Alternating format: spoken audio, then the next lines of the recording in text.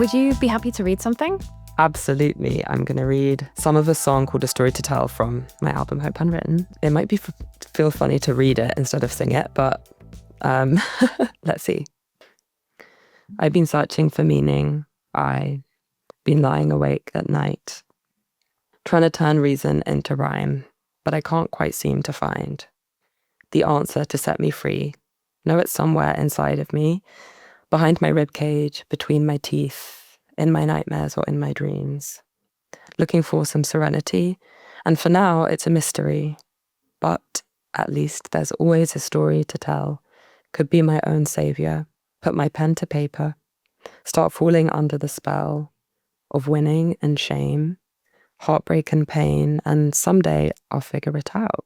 I'll stop fearing failure, become something greater, find a way back to myself. Until then, at least there's a story to tell. I love that. At least there's a story to tell. What a beautiful mantra to live by. Tell me where you were and the headspace that you were in when you wrote this song.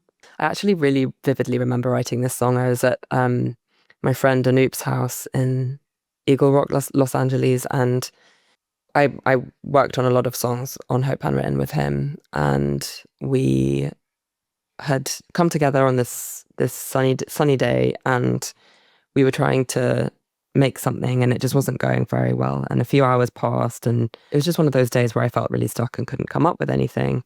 So I started playing these chords, fiddling around on the guitar, and found the chords for A Story to Tell. And I think I had the phrase already, and I was actually going to call the album A Story to Tell. And I was like, okay, why not try to write a kind of title track for it? Of course, I ended up changing the name of the album, but that was kind of the jumping off point. And yeah, I think I just was feeling a bit lost. I think I was at a point in the album making process where I just felt a bit dejected and not quite sure which path to take, and wrote about that in the song. And I think, since I was a teenager, I've written, whether it was poetry or songs or stories, and that's just been such a solace in my life, and something that's kept me going through difficult times, and something that really centers me. So I wrote a song about that process, which turned into A Story to Tell. I love that. Yeah, one of my favorite songs of yours is Magic and Medicine, and writing about the ways in which people try to stay well and how we're just all searching for that in our lives. But I love that creativity is part of what keeps you well, and sharing that about being able to process things through creativity. So it's nice to hear that that's a theme that comes up again and again in your work. Yeah, I think for Hope Handwritten, it was a really big one because it's very central to my life experience. And sometimes I worry with songs like that I might be alienating people who are not like writers. But I have a strong feeling that everyone is a storyteller in some way, and everyone has their own medium, even if it's not like a medium that's obviously artistic. We all tell stories, even if we're gossiping with a friend, or even the clothes we're wearing that we choose to express ourselves with.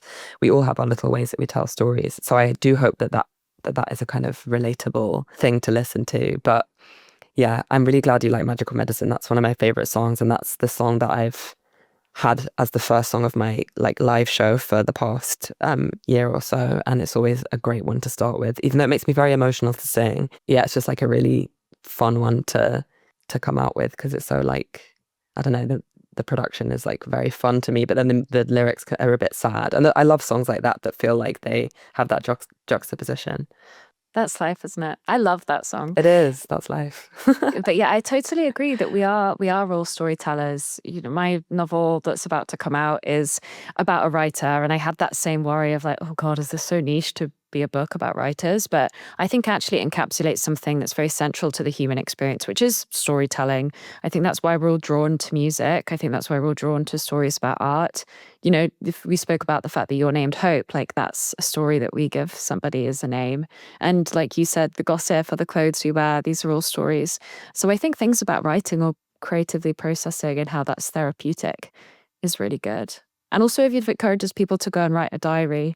Sometimes we have that problem, I think, where people think that the purpose of creatively processing something is for it to be an output, like an album or a book. But actually, what we really need to be doing is thinking about the act of processing. And diaries are really important for that reason, right? Definitely. And I actually I've always tried and failed to keep a diary until about a year and a half ago. I finally got to a point in my life where I was consistent in keeping a diary. I have all these half-written ones from childhood where I would write one for like a week and then like not come back to it for months. But it's been so fundamental to my well-being. Like sometimes I'm in just the most terrible mood and I sit down and I write in my diary, and I know it's not for anyone else to read or for anyone else to, interact with, and it's not for like, I don't know, financial gain or something. It's not, I'm not trying to make it like put a roof over my head. And it makes me feel so much better just to process emotions by yourself. I think like obviously community and friends and family are so important in terms of, having conversations with the people around you about what you're going through. But sometimes I find that, yeah, if I'm not writing in my diary, part of that kind of process is like lost, that kind of, I don't know, healing process or growth process. I think it can be important to do some of that yourself, and it can be really helpful to do some of that yourself. But you're so right that like writing is so accessible to everyone in that way that like, yeah, you can just keep a diary for yourself and it can do you so much good. And it's also a great thing to look back on, years later when you're like, I've been reading some of my diary entries from early last year and I'm like, oh my God, like I feel so different to, the person who wrote this entry, and it was only just over a year ago.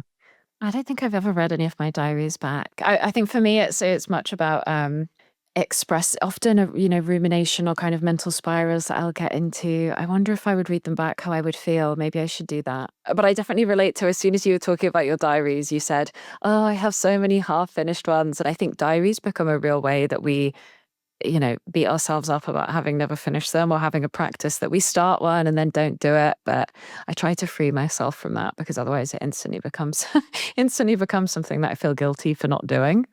Yeah, like, and not everything in life has to be perfect and like a task, And I think that's a really good point, that I think I'm very guilty of like treating everything that I'm doing as I need to like achieve in this area. And a diary Yeah. should just be low key and chill and no pressure. Exactly. Yeah, I was on a ferry a while ago and we saw this family, and they had like loads of kids and they were all running around. It seemed so fun. And the eldest one had like some headphones on and a notepad, and it looked like he was writing music or poetry. And he was looking out across the water, and he must have maybe been like 13. Oh, and I just felt such like warmth and nostalgia for being at that age and feeling so hopeful, because I feel like I often, if I were to sit and write, even though I'm a writer, I would often feel a little bit embarrassed, or like maybe I wouldn't write a song. Isn't that interesting that we grow up and then creativity is something that we're like, well, that's not for me. If anyone were to see this, it would be embarrassing. But when you see it in other people, you're like, how beautiful to be enjoying this moment, writing your songs in your notepad. It's so nice. And I think too many people feel like that creativity is not for them. It's something they're not good at. But actually, all of us should have a bit of a connection to putting pen to paper. Definitely. And I think everyone is creative. And I think also we need to like liberate the word creative from, like just being associated with like work in some way, Yeah. or with art, because actually creativity is not just artistic, and like even if you're doing a job that has no relation at all to like to art, you're being creative in different ways, and that is something that I'm often thinking about, is seeing the people in my life who aren't necessarily quote unquote artists, and seeing them be creative in different ways, and how amazing and beautiful that is. Yeah, and creativity also being kind of like a resistance to everything having to be sellable or have a monetary value. And so I often think about that with creativity, of like, okay, well, my writing is there, but my writing is also something that in some way there's a relationship that I have, that there's like an external value or worth. But what about the things that I do that has no productivity to it? It's just purely for me. I feel like that's also part of my creativity that I really need to encourage. Because some of my friends that I feel are very creative in different ways are actually the ones that are really fantastic at cooking, that are able to freestyle cook. And I cannot imagine how anyone could do that, because that is not a skill I have. Me too. You and me both. Or being a very good dresser, having good taste is very creative as well. And no one can really put a value on that. You're so right. You're so right. Yeah, my brother is someone who like so has that cooking thing. He can just like whip something up, eyeball things, but he has a very like not a kind of traditionally creative job. Yeah, when I see him, like when he makes dinner or something, I'm just like so inspired. I'm terrible at, I'm not a cook at all. So it comes in all shapes and sizes, creativity, I think.